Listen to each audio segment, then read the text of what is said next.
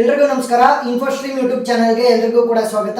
ಈ ವಿಡಿಯೋದಲ್ಲಿ ನಾವು ಎರಡನೇ ಮಾಡ್ಯೂಲ್ ಅನ್ನ ಡಿಸ್ಕಸ್ ಮಾಡೋಣ ಮಿಷಿನ್ ಲರ್ನಿಂಗ್ ಅಲ್ಲಿ. ಸೊ ಮಿಷಿನ್ ಲರ್ನಿಂಗ್ ಅಲ್ಲಿ ಮಾಡ್ಯೂಲ್ 2 ಅಂತ ಬಂದಾಗ ನಿಮಗೆ most of the times problem ಜಾಸ್ತಿ ಬರ್ತವೆ. ಈ ಕ್ಯಾಂಡಿಡೇಟ್ ಎಲಿಮಿನೇಷನ್ ಇರ್ಬೋದು, ಫೈಂಡ್ ಎಸ್ ಅಲ್ಗೋರಿದಮ್, ಸೊ ಈ ರೀತಿ ಪ್ರಾಬ್ಲಮ್ಗಳು ಜಾಸ್ತಿ ಬರ್ತವೆ. ಸೊ ಅದರ ಜೊತೆ ಸ್ವಲ್ಪ ಥಿಯರಿ ಕಾನ್ಸೆಪ್ಟ್ಗಳು ಬರ್ಬೋದು. ಅವು ಯಾವ್ಯಾವು ಅಂತ ನಾವು ಇವಾಗ ಡಿಸ್ಕಸ್ ಮಾಡ್ತಾ ಹೋಗೋಣ. ಏನೇನು ಪ್ರಾಬ್ಲಮ್ಸ್ಗಳಿದ್ದಾವೆ ಅವನ್ನೆಲ್ಲವನ್ನು ಕೂಡ ನಾನು ಸಪ್ರೇಟ್ ವಿಡಿಯೋನ ಮಾಡಿದ್ದೀನಿ. ಯಾಕಂತಂದ್ರೆ ಒಂದೇ ವಿಡಿಯೋದಲ್ಲಿ ಹೇಳ್ಕೊಡಕ್ಕೆ ಹೋದ್ರೆ ನಾನು ಸ್ಪೀಡಾಗಿ ಹೇಳ್ಕೊಡ್ತೀನಿ, ನಿಮಗೂ ನೀಟಾಗಿ ಅರ್ಥ ಆಗಲ್ಲ. ಸೊ ಬೋರ್ಡನ್ನು ಯೂಸ್ ಮಾಡಿಕೊಂಡು ನಾನು ನೀಟಾಗಿ ಎಕ್ಸ್ಪ್ಲೈನ್ ಮಾಡಿದ್ದೀನಿ. ಸೊ ಆ ವಿಡಿಯೋಗಳು ನಿಮಗೆ ಪ್ಲೇ ಲಿಸ್ಟಲ್ಲಿ ಸಿಗ್ತವೆ. ಪ್ಲೇ ಲಿಸ್ಟ್ ಲಿಂಕ್ ನಾನು ಡಿಸ್ಕ್ರಿಪ್ಷನಲ್ಲಿ ಕೊಟ್ಟಿರ್ತೀನಿ. ಸೊ ಈ ಒಂದು PDF ಲಿಂಕನ್ನು ಕೂಡ ನಾನು ಡಿಸ್ಕ್ರಿಪ್ಷನಲ್ಲಿ ಕೊಟ್ಟಿರ್ತೀನಿ, ಡೈರೆಕ್ಟಾಗಿ ಡೌನ್ಲೋಡ್ ಮಾಡ್ಕೋಬಹುದು. ಸರಿನಾ? ಸೊ ಇವಾಗ ಮೊದಲನೇ ಕ್ವಶನ್ ಏನು ಹೇಳ್ತಾ ಇದೆ, continuous and discrete probability distribution. ಸರಿನಾ? So first continuous probability distribution ಅಂತ ಅಂದ್ರೇನು? Used when the values can take any values in a range. So ಯಾವುದಾದ್ರೂ ವ್ಯಾಲ್ಯೂಸ್ ಅನ್ನ ಒಂದು ರೇಂಜಲ್ಲಿ ಇರುವಂತಹ ವ್ಯಾಲ್ಯೂಸ್ ಅನ್ನ ತಗೊಳ್ಳೋ ಅಂತದ್ದಾಗಿದ್ರೆ ಅವಾಗ ನಾವು ಕಂಟಿನ್ಯೂಸ್ ಪ್ರೊಬಬಿಲಿಟಿ ಡಿಸ್ಟ್ರಿಬ್ಯೂಷನ್ ಅನ್ನ ಯೂಸ್ ಮಾಡ್ತಾ ಹೋಗ್ತೀವಿ. ಫಸ್ಟ್ ಪ್ರೊಬಬಿಲಿಟಿ ಡಿಸ್ಟ್ರಿಬ್ಯೂಷನ್ ಅಂತ ಅಂದ್ರೇನು? Describes how the values of a random variable are distributed. ಯಾವ ರೀತಿ ಡಿಸ್ಟ್ರಿಬ್ಯೂಟ್ ಆಗ್ತವೆ ವ್ಯಾಲ್ಯೂಸ್ಗಳು ಅಂತ ತೋರಿಸ್ತಾ ಹೋಗುತ್ತೆ. Represented using the probability density function. ಯಾವುದನ್ನ? ಕಂಟಿನ್ಯೂಸ್ ಪ್ರೊಬಬಿಲಿಟಿ ಡಿಸ್ಟ್ರಿಬ್ಯೂಷನ್ ಅನ್ನ ನಾವು ಪ್ರೊಬಬಿಲಿಟಿ ಡೆನ್ಸಿಟಿ ಫಂಕ್ಷನ್ ಅನ್ನ ಯೂಸ್ ಮಾಡಿಕೊಂಡು ರೆಪ್ರೆಸೆಂಟ್ ಮಾಡ್ತಾ ಹೋಗ್ಬೋದು. ಸೊ ಇನ್ನು types of continuous probability distribution ಅಂತ ಬಂದ್ರೆ ಮೊದಲನೇದು ನಾರ್ಮಲ್ ಡಿಸ್ಟ್ರಿಬ್ಯೂಷನ್. ಸೊ ಇದ್ರದ್ದು ಕರ್ವ್ ಅಥವಾ ಗ್ರಾಫ್ ಯಾವ ರೀತಿ ಇರುತ್ತೆ ಅಂತಂದ್ರೆ ಬೆಲ್ ಶೇಪ್ಡ್ ಆರ್ ಸಿಮಿಟ್ರಿಕ್ ಆಗಿರುತ್ತೆ. ಸೊ ಅದನ್ನೇನು ಬರೆಯುವಂತ ಅವಶ್ಯಕತೆ ಇಲ್ಲ ಡಯಾಗ್ರಾಮ್ ಅನ್ನ. So mean is equal to median is equal to mode. ಸರಿನಾ? ಸೊ ನಾರ್ಮಲ್ ಡಿಸ್ಟ್ರಿಬ್ಯೂಷನ್ ಅನ್ನ ಯಾವ ರೀತಿ ಡಿಫೈನ್ ಮಾಡ್ತೀವಿ? Mean and the standard deviation ಅನ್ನ ಯೂಸ್ ಮಾಡ್ಕೊಂಡು ರೆಪ್ರೆಸೆಂಟ್ ಮಾಡ್ತೀವಿ. Mean is equal to median is equal to mode. So ಇವಾಗ ಈ ಒಂದು ಫಾರ್ಮುಲಾನ ನೀವು ಬರಿಬೇಕಾಗುತ್ತೆ ಎಕ್ಸಾಮ್ ಅಲ್ಲಿ, ನೀಟಾಗಿ ಕಲ್ತ್ಕೊಳ್ರಿ. Next uniform distribution. ಸೊ ಇದನ್ನ ನಾವು ರೆಕ್ಟ್ಯಾಂಗುಲರ್ ಡಿಸ್ಟ್ರಿಬ್ಯೂಷನ್ ಅಂತ ಕೂಡ ಕರಿಬಹುದು. ಯಾಕೆ? ಗ್ರಾಫ್ ಅನ್ನ ಪ್ಲಾಟ್ ಮಾಡಿದಾಗ ಆಲ್ಮೋಸ್ಟ್ ಸಿಮಿಲರ್ ಟು ರೆಕ್ಟ್ಯಾಂಗಲ್ ರೀತಿ ಬರ್ತಾ ಹೋಗುತ್ತೆ. So all the values in a range are equally likely. So likely ಇರುವಂತಹ ವ್ಯಾಲ್ಯೂಸ್ ಅನ್ನ ಮಾತ್ರ ತಗೊಂತ ಹೋಗ್ತೀವಿ. ಸೊ ಅದ್ರದ್ದು ಫಾರ್ಮುಲಾನ ಬರ್ದಿದ್ದೀನಿ, fair dice outcome. So fair dice outcome ಅಂತ ಬಂದಾಗ ಎಷ್ಟು ಔಟ್ಕಮ್ ಬರ್ಬೋದು? ಮ್ಯಾಕ್ಸಿಮಮ್ 6. ಸೊ 1 2 3 4 5 6. ಸೊ ಫೇರ್ಲಿ ಆಗಿ ಬರುವಂಥವು. ಸೊ ಅದ್ರದ್ದು ಫಾರ್ಮುಲಾ ಕೊಟ್ಟಿದ್ದೀನಿ.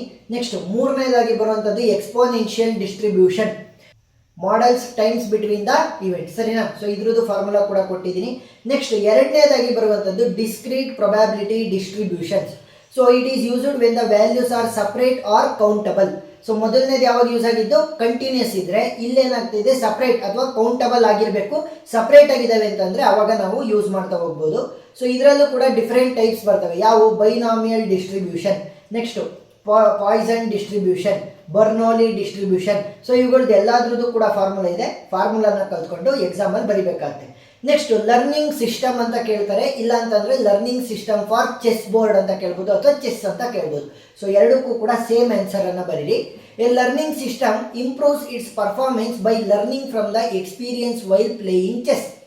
ಅಂತಂದ್ರೆ ಇವಾಗ ಒಂದು ಸಿಸ್ಟಮ್ ಚೆಸ್ ಅನ್ನ ಆಡ್ತಾ ಇದೆ ಅಂತ ಅನ್ಕೊಳ್ಳಿ. ಅದೇನ್ ಮಾಡುತ್ತೆ? ಪ್ರೀವಿಯಸ್ ರೆಫರೆನ್ಸ್ ಎಕ್ಸ್ಪೀರಿಯನ್ಸ್ ಇರುತ್ತಲ್ಲ, ಸೊ ಅದನ್ನ ತಗೊಂಡ್ಬಂದು ಇಲ್ಲಿ ಎಕ್ಸಿಕ್ಯೂಟ್ ಮಾಡ್ತಾ ಹೋಗುತ್ತೆ. ಅದರಿಂದ ಲರ್ನ್ ಮಾಡಿರುತ್ತಲ್ಲ ಪ್ರೀವಿಯಸ್ ಎಕ್ಸ್ಪೀರಿಯನ್ಸ್ ಇಂದ, ಸೊ ಅದನ್ನ ತಗೊಂಡ್ಬಂದು ಇಲ್ಲಿ ಏನ್ ಮಾಡುತ್ತೆ? ಯೂಸ್ ಮಾಡ್ತಾ ಹೋಗುತ್ತೆ. ಇಷ್ಟೇ simple.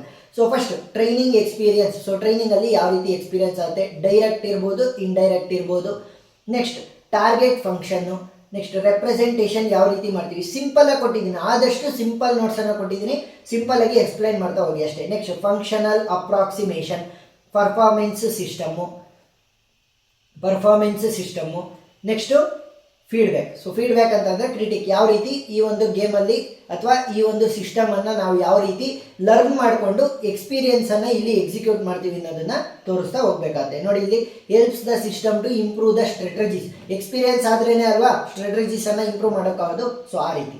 Next candidate elimination algorithm. So ಇದ್ರದ್ದು ಮೇನ್ ನಿಮಗೆ ಪ್ರಾಬ್ಲಮ್ ಬರುತ್ತೆ. ಸರಿನಾ? ಸೊ ಮೇನ್ ನೀವು ಕಲಿಬೇಕಾಗಿರೋದೇನು? ಪ್ರಾಬ್ಲಮ್. ಸೊ ಪ್ರಾಬ್ಲಮ್ ಯಾವ ರೀತಿ ಮಾಡಬೇಕು ಅನ್ನೋದನ್ನ ಕಲಿಬೇಕು. ಸೊ ಆಲ್ರೆಡಿ ವಿಡಿಯೋ ಅಪ್ಲೋಡ್ ಆಗಿದೆ. ಸೊ ಆ ವಿಡಿಯೋನ ನೋಡಿದ್ರೆ ನಿಮಗೆ ನೀಟಾಗಿ ಅರ್ಥ ಆಗ್ತಾ ಹೋಗುತ್ತೆ. ಸೊ ಕ್ಯಾಂಡಿಡೇಟ್ ಎಲಿಮಿನೇಷನ್ ಅಲ್ಗಾರಿದಮ್ ಅನ್ನ ಕೇಳ್ಬೋದು. ಸೊ ಫಸ್ಟ್ ಏನ್ ಮಾಡ್ತೀವಿ ಅಂತಂದ್ರೆ ಎರಡು ಪಾರ್ಟ್ ಆಗಿ ಡಿವೈಡ್ ಮಾಡ್ಕೊಂತೀವಿ. ಒಂದು ಸ್ಪೆಸಿಫಿಕ್ ಬೌಂಡ್ರಿ, ನೆಕ್ಸ್ಟ್ ಇನ್ನೊಂದು ಜನರಲ್ ಬೌಂಡ್ರಿ ಅಂತ.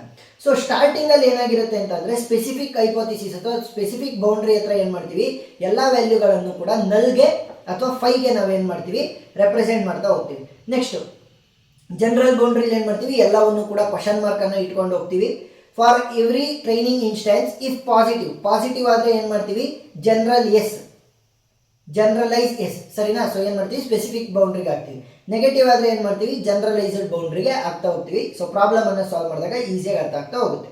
Next find S algorithm. So ಈ ಫೈಂಡ್ ಎಸ್ ಅಲ್ಗಾರಿದಮ್ ಅನ್ನ ಎಕ್ಸ್ಟೆನ್ಷನ್ ಏನು, ಕ್ಯಾಂಡಿಡೇಟ್ ಅಲ್ಲ.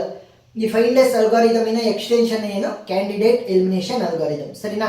ಸೊ ಫೈಂಡ್ ಎಸ್ ಅಲ್ಗಾರಿದಮ್ ಅಲ್ಲಿ ಏನು ಮಾಡ್ತೀವಿ, finds the most specific hypothesis only positive example. So ಅಲ್ಲೇನಾಗ್ತಾ ಇತ್ತು, ಕ್ಯಾಂಡಿಡೇಟ್ ಎಲಿಮಿನೇಷನ್ ಅಲ್ಲಿ ಪಾಸಿಟಿವ್ ನೆಗೆಟಿವ್ ಎರಡೂ ಯೂಸ್ ಆಗ್ತಾ ಇತ್ತು. ಬಟ್ ಫೈಂಡ್ ಎಸ್ ಅಲ್ಲಿ ಕೇವಲ ಪಾಸಿಟಿವ್ ಮಾತ್ರ ಯೂಸ್ ಮಾಡ್ತೀವಿ. ಸ್ಟೆಪ್ಸ್ ಏನು, ಸ್ಟಾರ್ಟಿಂಗ್ ಅಲ್ಲಿ ಎಲ್ಲ ವ್ಯಾಲ್ಯೂಸ್ ಅನ್ನು ಕೂಡ ನಲ್ ಅಥವಾ 5 ಇಂದ ನಾವು ರೆಪ್ರೆಸೆಂಟ್ ಮಾಡ್ತೀವಿ. ಪಾಸಿಟಿವ್ ಎಕ್ಸಾಂಪಲ್ಸ್ ಅನ್ನ ಮಾತ್ರ ತಗೊಂಡು ನಾವು ಆಡ್ ಮಾಡ್ತಾ ಹೋಗ್ತೀವಿ. We ignore all the negative examples. So negative examples ಅನ್ನ ಯೂಸ್ ಮಾಡಲ್ಲ.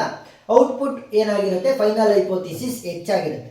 ಸೊ ನೋಡಿ, ಈ ಒಂದು ಎಕ್ಸಾಂಪಲ್ ಅಥವಾ problem very important. So find S algorithm ಮತ್ತೆ ಕ್ಯಾಂಡಿಡೇಟ್ ಎಲಿಮಿನೇಷನ್ ಅಲ್ಗಾರಿದಮ್ ಪ್ರಾಬ್ಲಮ್ ಅನ್ನ ನೀಟಾಗಿ ನೀವು ಕಲೀಲೇಬೇಕು. ಸೊ ಆ ವಿಡಿಯೋಗಳು ನಿಮಗೆ ಸಿಗ್ತವೆ. Next issues of find S algorithm ಯಾವ್ಯಾವು, ignores the negative examples, only positive examples ಮಾತ್ರ ಅಲ್ಲೋ ಇರೋದು. Sensitive to noise, cannot handle the incomplete data, complete data ಇರಬೇಕು, ಇನ್ಕಂಪ್ಲೀಟ್ ಅನ್ನ ಹ್ಯಾಂಡಲ್ ಮಾಡಲ್ಲ.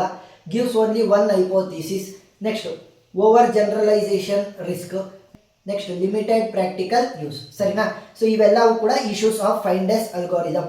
ಸೊ ನೋಡಿ, ಇಲ್ಲಿ ನಾನು ಡಿಫರೆನ್ಸ್ ಅನ್ನು ಕೂಡ ಕೊಟ್ಟಿದ್ದೀನಿ. ಫೈಂಡ್ ಎಸ್ ಅಲ್ಗಾರಿದಮ್ ಮತ್ತೆ ಕ್ಯಾಂಡಿಡೇಟ್ ಎಲಿಮಿನೇಷನ್ ಅಲ್ಗಾರಿದಮ್ ಮಧ್ಯೆ ಇರುವಂಥದ್ದು. ಮಿನಿಮಮ್ ಅಂತ ಅಂದ್ರೂ ಕೂಡ ನೀವು ವಿತ್ ಎಕ್ಸಾಂಪಲ್ 6 ಪಾಯಿಂಟ್ಸ್ ಅನ್ನ ಕಲಿಬೇಕಾಗುತ್ತೆ. ಸೊ ಎಕ್ಸಾಂಪಲ್ಸ್ ಅಂತಂದ್ರೆ ಪ್ರಾಬ್ಲಮ್ ಅನ್ನ ಕಲಿಬೇಕು. ಸೊ ಪ್ರಾಬ್ಲಮ್ ಆಲ್ರೆಡಿ ಅಪ್ಲೋಡ್ ಆಗಿದ್ದಾವೆ. ಸೊ ಪ್ರಾಬ್ಲಮ್ ಜೊತೆಗೆ ಡಿಫರೆನ್ಸ್ ಆಗಿ ನಿಮಗೆ 6 ಪಾಯಿಂಟ್ಸ್ ಅನ್ನ ಕಲಿತ್ರೆ ಸಾಕು. So next concept learning. So concept learning ಅಂತ ಅಂದ್ರೇನು, learning a general rule or concept. So concept ಅನ್ನ ಕಲಿಯುವಂಥದ್ದು, ಯಾವ್ದಾದ್ರು ಒಂದು ಕಾನ್ಸೆಪ್ಟ್. ಮೆಷಿನ್ ಲರ್ನಿಂಗ್ ಮಾಡೆಲ್ಸ್ ಅನ್ನ ಟ್ರೈನ್ ಮಾಡೋದಕ್ಕೆ ನಾವು ಯಾವ್ದಾದ್ರು ಕಾನ್ಸೆಪ್ಟ್ ಅನ್ನ ಯೂಸ್ ಮಾಡ್ತಾ ಇದ್ರೆ ಅದನ್ನ ಯಾವ ರೀತಿ ಯೂಸ್ ಮಾಡೋದು ಅಂತ ಕಲಿಯೋದನ್ನ ಏನಂತ ಕರಿತೀವಿ, concept learning. It helps in classifying the data into categories, ಸರಿನಾ. ಪಾಸಿಟಿವ್ ಅಥವಾ ನೆಗೆಟಿವ್ ಆಗಿ ಕ್ಲಾಸಿಫೈ ಮಾಡೋದಕ್ಕೋಸ್ಕರ ಯೂಸ್ ಮಾಡ್ತಾ ಹೋಗ್ತೀವಿ. ಟಾಸ್ಕ್ಸ್ ಆಫ್ ಕಾನ್ಸೆಪ್ಟ್ ಲರ್ನಿಂಗ್ ಯಾವ್ಯಾವ ಬರ್ತವೆ, ಸೆಲೆಕ್ಟಿಂಗ್ ದ ಟ್ರೈನಿಂಗ್ ಎಕ್ಸಾಂಪಲ್ಸ್. ಯಾಕಂತ ಅಂದ್ರೆ ನಾವು ಪಾಸಿಟಿವ್ ಮತ್ತೆ ನೆಗೆಟಿವ್ ಆಗಿ ಕ್ಲಾಸಿಫೈ ಮಾಡಬೇಕಲ್ವಾ. ಸೊ ಅದಕ್ಕೋಸ್ಕರ first selecting the training examples. Input attributes ಮತ್ತೆ ಔಟ್ಪುಟ್ ಲೇಬಲ್ಸ್ ಅನ್ನ ಯೂಸ್ ಮಾಡ್ತಾ ಹೋಗ್ತೀವಿ. ಡಿಫೈನಿಂಗ್ ದ ಟಾರ್ಗೆಟ್ ಕಾನ್ಸೆಪ್ಟ್, ನಮಗೆ ಏನ್ ಕಾನ್ಸೆಪ್ಟ್ ಬೇಕು ಅದನ್ನ ನಾವು ಡಿಫೈನ್ ಮಾಡ್ತಾ ಹೋಗ್ತೀವಿ. ಕೊನೆ ಔಟ್ಪುಟ್ ಏನ್ ಬೇಕು ಅದು. Next choosing representation, searching the hypothesis space, ಎವ್ಯಾಲ್ಯೂಯೇಟಿಂಗ್ the hypothesis, next refining the concept, ಸರಿನಾ. ಸೊ ಇಷ್ಟು ಸ್ಟೆಪ್ಗಳನ್ನ ಯೂಸ್ ಮಾಡ್ಕೊಂಡು ನಾವೇನ್ ಮಾಡ್ತಾ ಹೋಗ್ತೀವಿ, ಟಾಸ್ಕ್ಗಳನ್ನ ಕಂಪ್ಲೀಟ್ ಮಾಡ್ತಾ ಹೋಗ್ತೀವಿ ಇನ್ ದ ಕಾನ್ಸೆಪ್ಟ್ ಲರ್ನಿಂಗ್, ಸರಿನಾ. ಸೊ ಕಾನ್ಸೆಪ್ಟ್ ಲರ್ನಿಂಗ್ ಅಲ್ಲಿ ಇಷ್ಟನ್ನ ನೀವು ಬರಬೇಕಾಗುತ್ತೆ. ಆಲ್ಮೋಸ್ಟ್ ನಿಮಗೆ ಎಕ್ಸಾಮ್ ಅಲ್ಲಿ ಪ್ರಾಬ್ಲಮ್ಸ್ ಅನ್ನೇ ಕೇಳೋದು, ಸರಿನಾ. ಪ್ರಾಬ್ಲಮ್ಸ್ ಅನ್ನ ಫಸ್ಟ್ ಹೊತ್ತು ನೀವು ಪ್ರಾಬ್ಲಮ್ಸ್ಗೆ ಕೊಡಬೇಕು ಮಾಡ್ಯೂಲ್ 2 ಅಲ್ಲಿ, ಆಮೇಲೆ ಥಿಯರಿ ಪಾರ್ಟ್ಗಳು, ಸರಿನಾ. Next version space. So version space ಅಂತಂದ್ರೇನು, it is a set of all hypothesis that are consistent with the given training data set. So consistent ಆಗಿರುವಂಥ ಹೈಪೋಥಿಸಿಸ್ ಅನ್ನ ಮಾತ್ರ ಯೂಸ್ ಮಾಡ್ತೀವಿ. ಕೀ ಕಾನ್ಸೆಪ್ಟ್ ಏನು ಇಲ್ಲಿ ಯೂಸ್ ಆಗ್ತಾ ಇರೋದು, hypothesis a possible rule for the classification. Version space include only valid hypothesis, invalid ಅಥವಾ negative ಅನ್ನ ತಗೊಂತ ಹೋಗಲ್ಲ. ಎಸ್ ಸ್ಪೆಸಿಫಿಕ್ ಬೌಂಡ್ರಿ ಮತ್ತೆ ಜಿ ಜನರಲ್ ಬೌಂಡ್ರಿನ ನಾವು ಯೂಸ್ ಮಾಡ್ತಾ ಹೋಗ್ತೀವಿ. ಇಲ್ಲೂ ಕೂಡ ಇನಿಷಿಯಲ್ ಆಗಿ S is equal to most specific, G is equal to most general ಅಂತ ತಗೊಳ್ತೀವಿ. With each training example remove the inconsistent hypothesis. ನಾವು ಆಲ್ರೆಡಿ ಡಿಸ್ಕಸ್ ಮಾಡಿದ್ವಿ, ಇನ್ಕನ್ಸಿಸ್ಟೆಂಟ್ ಹೈಪೋಥಿಸಿಸ್ ಇಲ್ಲಿ ಯೂಸ್ ಆಗಂಗಿಲ್ಲ, only consistent. Update the S and G boundaries. So S ಅಂತ ಅಂದ್ರೆ ಏನು, specific boundary, ಮತ್ತೆ ಜಿ ಅಂತ ಅಂದ್ರೆ ಜನರಲ್ ಬೌಂಡ್ರಿಯನ್ನ ಪ್ರತಿ ಟ್ರೈನಿಂಗ್ ಇನ್ಸ್ಟೆನ್ಸ್ ಆದ ಕೂಡಲೇ ನಾವೇನ್ ಮಾಡ್ತೀವಿ, ಅಪ್ಡೇಟ್ ಮಾಡ್ತಾ ಹೋಗ್ತೀವಿ. ಸೊ ಅರ್ಥ ಆಗಿದೆ ಅಂತ ಅನ್ಕೊಂಡಿದ್ದೀನಿ. ಇಷ್ಟು ಕಾನ್ಸೆಪ್ಟ್ಗಳನ್ನ ಥಿಯರಿ ಪಾರ್ಟ್ ಅಲ್ಲಿ ಕಲ್ತ್ರೆ ಸಾಕು, ಉಳಿದಿರೋದೆಲ್ಲ ಮಾಡ್ಯೂಲ್ 2 ಅಲ್ಲಿ ನೀವು ಪ್ರಾಬ್ಲಮ್ಸ್ ಅನ್ನ ಕಲಿಬೇಕು. ಸೊ ನೀಟಾಗಿ ಕಲಿತಾ ಹೋಗಿ. ಏನಾದರೂ ಡೌಟ್ ಇದ್ರೆ ಕಮೆಂಟ್ ಸೆಕ್ಷನ್ ಅಲ್ಲಿ ತಿಳಿಸಿ, ನಾನು ಕ್ಲಾರಿಫೈ ಮಾಡ್ತೀನಿ.